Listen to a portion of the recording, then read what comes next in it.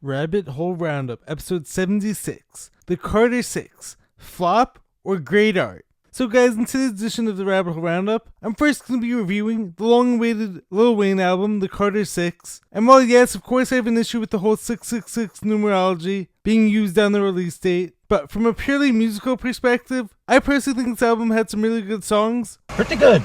Although of course, I have been seeing some valid criticisms on social media, so I'm going to be addressing all that in this episode. I will then dive into an amazing Shetty clip from a commencement speech like that he gave at Princeton recently, where he spoke about practicing in the dark so that this way you could shine in the light, as well as another Shetty clip from his podcast with Simon Sinek as a guest, where this guy spoke about how we actually don't value perfection and why all of our flaws actually make us who we are. Everybody loves him just the way he is. I have a clip coming from rapper Ross, where I'll talk about why being delusional might be the biggest key to massive success in life. I have a clip from one of my favorite TikTok teachers, Mr. Shoots, where he gave a powerful end of the year talk to his students, and left the students some amazing lessons. And to finish things up, I have a clip from rapper Lil Yachty, where he says why you need to put out your art and make all your posts, because you never know who's watching and you never know where it could lead to in a few years. And I have a Jelly Roll clip where he talks about his whole weight loss journey and where he's currently at. And if I have time this weekend, I will also be editing in my up-to-date NBA coverage and NBA thoughts on the finals so far. So anyways, without further ado, let's dive deeper now. Rabbit hole time, let's go. This is your last chance. After this, there is no turning back. And I show you how deep the rabbit hole goes. What's happening, guys? Welcome back to the channel. I'm Jared Weiss. If you guys didn't know that, must mean not subscribe to the channel so you know what to do. Hit that subscribe button, be sure to leave a like, drop a comment, let me know your thoughts on this video. Follow me on every platform, and if you guys haven't done so already, make sure to check out my book, Fight Through by Jared Weiss. All links purchased on my website, which is jaredbryanweiss.com. That's JaredBryanWeiss.com. Buy the book, support me, and also make sure to check out all the awesome shirts I have in there. I think I have some really cool stuff. Every shirt is like its own motivational saying, so there's words in it. And it's all designed by me, all 100% organic cotton, so like what could be better than that? And the support all is very much appreciated.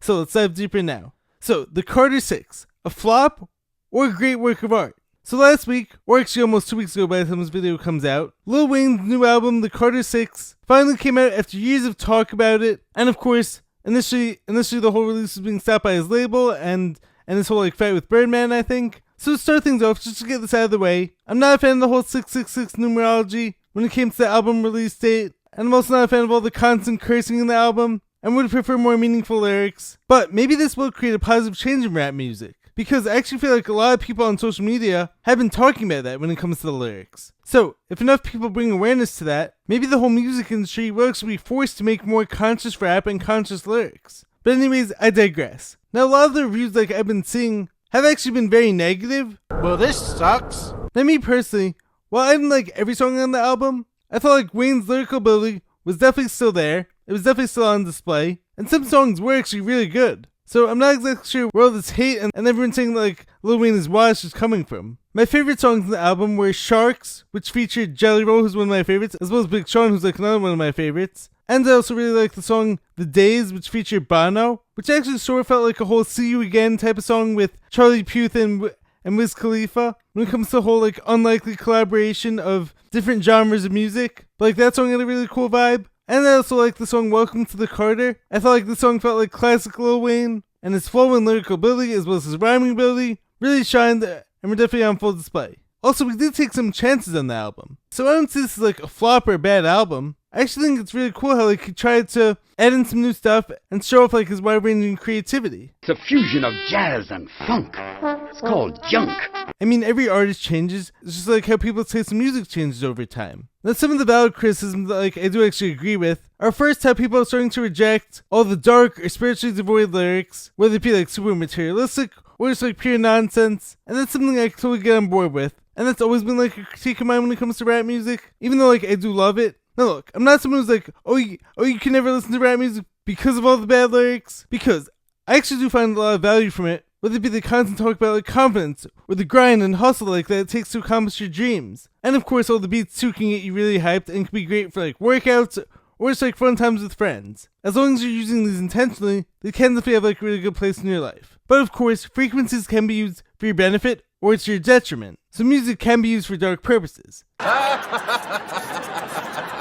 So as with anything else, awareness is key to be intentional with anything and everything that you're consuming into your brain or to your body. Also, another valid criticism is like, why wasn't Drake or Nicki Minaj featured on this album? Definitely a huge shocker, like I think every rap fan would have expected. So if any of you guys out there listen to this album, let me know your thoughts in the comments below. Was it a flop, was it a success, or was it somewhere like in between? Next up we have a Jay Shetty clip which comes from a commencement speech that he gave to Princeton students, where he talks about how like the first few times he was doing his speaking, he was speaking in front of like an empty room. Let's watch together. At my first event, no one showed up. I practiced to an empty room. At my second event, no one showed up again. I practiced to an empty room again. By then I realized I had to fire the person who was putting out the flyers. That person was me, by the way. For years, I spoke to rooms of 5 to 10 people. I learned about their stories, learned about their challenges, and some of them became beautiful friends that I still have today.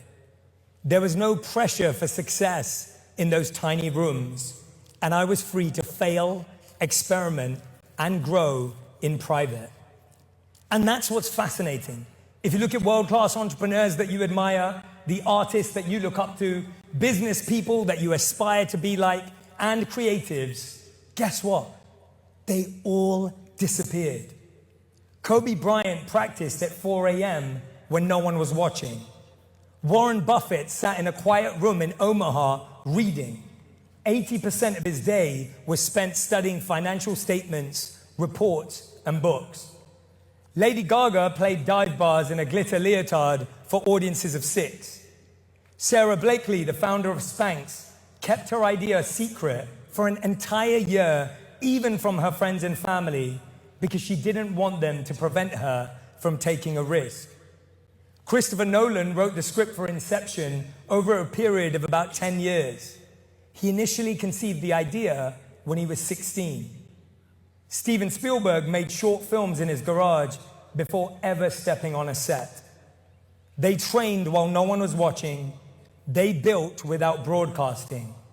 They worked in silence so they could rise without noise. Whilst everyone is putting pressure on visibility, feel comfortable becoming invisible.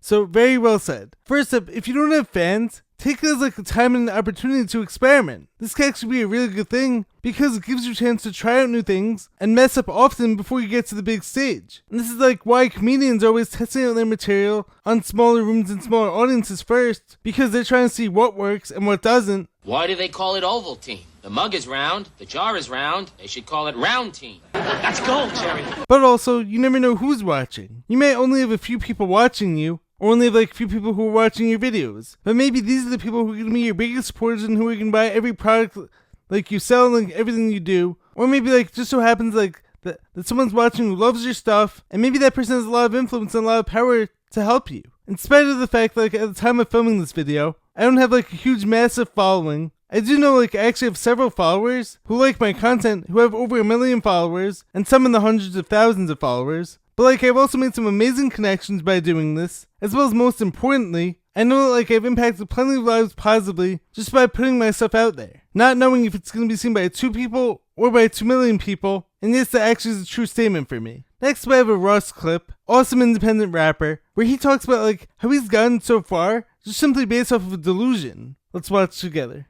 I think I've gotten really far off of just delusion. Just like, yeah, I could do that. It's not even a arrogance. It's just, I think no matter how many doubts I've had throughout my life or whatever, I still always think I can do something, like whatever it is. And I think moving off of that charge of just feeling like I think I can do it. Why can't I do that? Why can't I write a book? Why can't I act? Why can't I, that's like enough to get you going.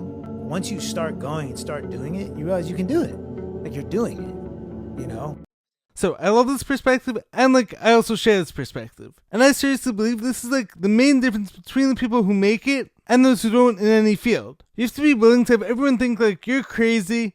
You're crazy. Am I? You have to be so unrealistic that you can see something when no one else can. And you have to be able to maintain that vision no matter how many small-minded people are going to try to pull you back down to their level. So I think this might be what makes someone great beyond just like talent, which does of course play a role, but after like a certain point, it's just simply the belief that like they can do it, and like anything is possible for them. And I've always been thought of as crazy and unrealistic, and everyone's always telling me to be more realistic or to stop dreaming so big, and I've been told plenty of times why I can't do this or why I can't do that, but my continued belief that like I can do all those things is why I'm gonna get there. I got this! One of my favorite Will Smith speeches of all time is when he's talking about why you need to be delusional. There's a certain delusional quality that all successful people have to have. And you have to see something that's like never been done before. But it's like, I believe that like if that vision is in your head, it's there for a reason. And if you can feel it and if you can see it, you can't stop until it does happen. If you set low expectations and have low standards for yourself and what you're able to accomplish, then don't be surprised when that's all that you receive. Moving right along, we have a clip from my favorite TikTok teacher, Mr. Schutz, who gave an end of the year powerful talk to his students. So let's watch together. But there's a quote that I read, 3 or 4 years ago. I don't know who said it. Don't know where it came from, and it made a lot of sense to me as a teacher. The quote read, "How wonderful it is to have something so good that makes saying goodbye so hard." For the rest of my career, I'll be able to say to every student I have, if you do it like they did it, you'll be all right. If you treat each other like they did it, you'll be all right. If you treat the other staff members like you guys did it, you'll be all right. You know, I've had former students that I can speak very highly of, a couple per room. Easton, for example, Gunner, who just graduated.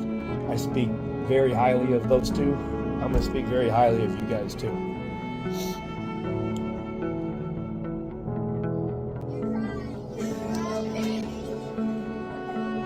This is literally the best class I've ever had, which is saying a lot.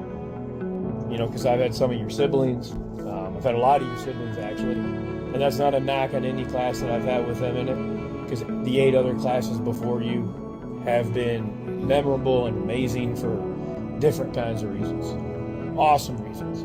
I can name every class I've had, a bunch of kids in it, and why I loved being around that group, but for some reason, I was blessed to have this particular 27 kids. So whatever I did to deserve this 27 kids, I'll forever be grateful, because this job isn't easy. It's not even close to easy. But you made this job very easy for me this year. You did everything I asked you to do. Whether it was work hard in class, work hard in math, work hard in science, you did everything Ms. Blonsky asked you to do. You did everything I asked you to do in terms of trying things that were difficult, trying new things. You listened, you were respectful, you were kind. This is the most kind class I've ever had. And that says a lot about your families, because you were raised up that way. It had nothing to do with me. You came into 5th grade as kind people because of your families. I appreciate everything you guys did in class, not just academically, but as people. You made me the most proud I've ever been as a teacher. That's saying a lot. All right? I love all of you guys. Okay? I'm going to be your teacher for the rest of your life. Hopefully I'm going to coach some of you one day. All right? But you know where to find me if you need anything. I'll be right there. All right? Very beautiful way to close off the year for your students. And I love that quote that like you mentioned at the start. How good it is to have something so great that makes saying goodbye to it so hard. I've always been someone like who has an incredibly hard time with change. I hate it whenever good things come to an end, or I lose something or an experience that like meant a lot to me. I also get something that's called like a happiness hangover, which means that after a great time I have, and then like that great time is over the next day, or even few days, I'll get super down, maybe even depressed, because like all those happiness hormones are gonna have an equal and opposite reaction in the other direction. Once like my body realizes like that good time is over. Now I have gotten better at handling this over the past few years, but I'm very sensitive to change. But something else like I've also realized is that I would rather be the person who goes all out and makes that experience as amazing as it possibly can be, knowing that yes, it may make it hard to come down from that, as opposed to the person who's so worried about ever being so happy, because on the other side, that might mean some sadness. Moving ahead, I have a little Gotti clip where he talks about just going for it and making those posts, because you never know where it could all lead to. I think the moral to the story is that, guys, if you create content, you do great shit, and you believe in yourself and you're creative, doesn't matter. You never know who's watching. Genuinely, you never know who knows who knows what. And with social media nowadays, shit just pop up on people's feed. So if you do cool shit, great shit, put it out. Don't worry about your followers or if you're getting 10 likes. If you're doing content and you believe in it, it's sick, and you have dreams, put it out. You never know where you're going to be 4 years from now. So I'm a huge fan of this message as a content creator myself. Everyone out there is so worried about like, what if I post this and like it only gets 2 likes? Or what if no one watches my videos? Well, if you never post, then you're ensuring that like no one's ever going to see what you have to offer and no one's ever going to hear your awesome stories or get to experience your awesome message. But being someone who once again has had plenty of posts where I'm the only one who liked it, or it only gets like a few views. I've also had one post that got over 2 million views on Facebook. I have also had plenty of other very successful posts views-wise. However, more importantly to me, even on some of my smallest posts, I'll get a comment from someone telling me how this was like exactly what the person needs to hear and like came to them at just the time they needed it. I also have plenty of comments from people telling me they know I'm going to make it big one day, or that like I deserve millions of followers and millions of views, and this is like what I need to hear to keep me going and to keep me inspired. And also, as I'm always emphasizing, I'm always going to be my own biggest fan, so I know I always have one supporter no matter what. And as I said at the end, it's cool to be doing something like this. It shows you have dreams, and you never know who's watching. You never know where you're going to be 4 or 5 years from now if you just start today. And I'm not saying that content creation is for everyone, but if you feel called to do it like I do, and have something like you want to share with the world, even if it can only impact just like one person, if you think it has the opportunity to do that, I think like it's an amazing thing to work on and to put your stuff out there. Even if barely anyone sees it, you're showing yourself what you're capable of and that you're going after something that's like cool and special. Next we have another Jay Shetty clip where his guest Simon Sinek, I think his name is, spoke about like how it's human to be imperfect and why we need to like embrace our flaws. To be human is to be imperfect is to be human. It is the most beautiful thing in the world. Perfection comes off a factory line. It's the difference between a Pottery Barn mug and a beautiful piece of Japanese ceramic. One is handmade. It is imperfect. It is gorgeous. Versus the thing that comes off a machine. It looks the same as all the other things that come off a machine. It is perfect. It's fine. I like it. Love it? Yeah.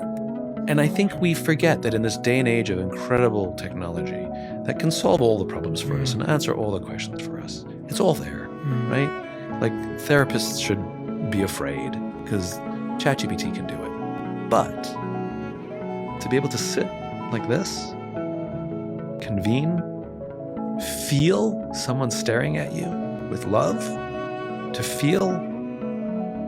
to cry with someone and have them cry with you. You and I have both welled up just because the other person is welling up with us. That's a good one. Yeah. And to feel a person connect with you in your pain, to hug someone and not want to let go. Now, being that like I'm a lifelong perfectionist, this is an important message to remember. To be clear, I don't think being a perfectionist is a bad thing, because of course it drives me to go farther, and it pushes me beyond my limits. However, this is a key point, that while there isn't anything wrong with striving for perfection and striving for greatness, our flaws actually make us who we are. Everybody loves him just the way he is. And they are beautiful. As he says, there's a reason why we all love and appreciate that handmade piece versus the factory-made one. Yeah, she hates all mass-produced stuff. She thinks her furniture should have a history, a story behind it. Of course, the factory-made one is perfect. There's nothing wrong with it. But yet, like, it's the same as every other piece. They came from that factory line. But when we make something ourselves, because we're human, there will be something that's, like, imperfect about it. That's also, like, what we love about it. So this is like a reminder to show ourselves love, have grace for ourselves and others, and to embrace our flaws, and all the things, like, we can't control about ourselves. Because without them, we would all just be like robots. So maybe we don't have to be so hard on ourselves all the time. And we're all deserving of more love and more self-love too.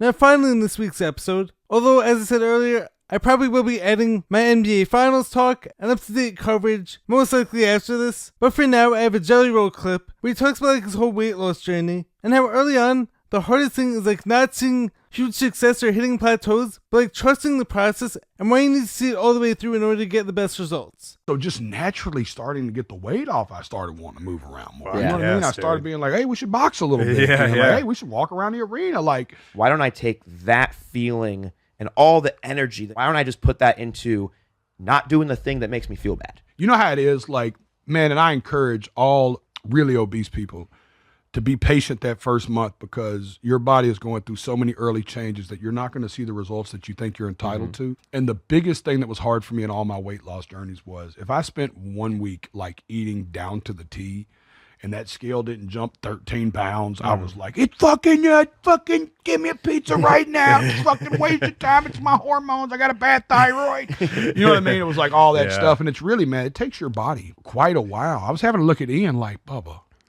what's up, dog? Like, you know, I promise you I'm only eating your food. Like, what's happening? He's like, just stick. Yep. And then there was a moment, consistency. dog, Takes the time, turning point. And then I started seeing the scale go down every week, and I was like, ooh, to me it's a little fire. There we go. I'm like, logs, more logs. Let's run up the bleachers. Let's go shoot basketball. So I think for most people, they'll either see like super fast results early on and then hit a sticking point, or maybe you won't notice anything budging on the scale early on. But I'll compare this to like one of my all-time favorite stories, which is the story of the bamboo tree. I'm pretty sure like I've referenced this before. So after being planted, the bamboo tree, you won't see anything above the surface happening for 5 years. Then seemingly out of nowhere, over the span of like just a few weeks, in that 5th year, suddenly it sprouts up into this big, massive, beautiful tree. So what happened? Is it just a coincidence? No. While you weren't seeing anything above the surface, the tree was strengthening its roots and building the foundation so that when the time was right, it was going to be ready to blossom. Just like you, Danielson. Inside you have strong root.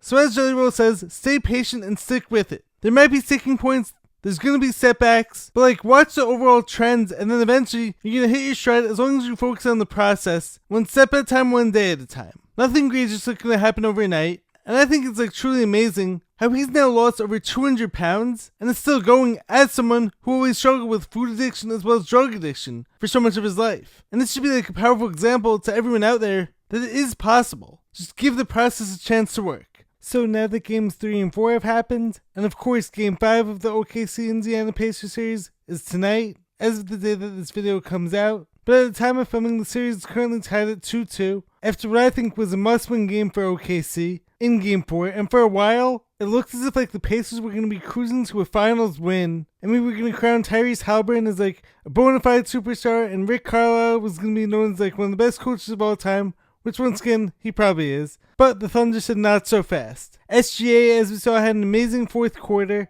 and the Thunder just like stuck around for just long enough, almost as how like the Pacers did it in game 1. This series from the start has been all about team basketball, and one point and one piece of credit like I want to give the Pacers to, is that you could argue that the Thunder have the 2 best players in the series, in SGA and Jalen Williams. Maybe there's an argument for Siakam or Haliburton in there, but yet like the Pacers as a team are just so deep, so well coached, and their bench has been a key factor, of course, with keeping the pace of the game high and fast, and even taking it to another level at times with guys like Obi Toppin and TJ McConnell, and also Benedict Mathurin, who has a ton of potential, but of course he's also like very streaky at times. But I think like if you give him a few years, he's going to be a top player in the league. On the OKC side, Chet Holmgren has been stepping it up big time. Although on defense, I can understand for the life of me why he doesn't force Haliburton to drive left, because every single time he goes by him with his right hand and finishes with his right hand. But that's a whole nother story. I digress. Also, of course, the finals experience of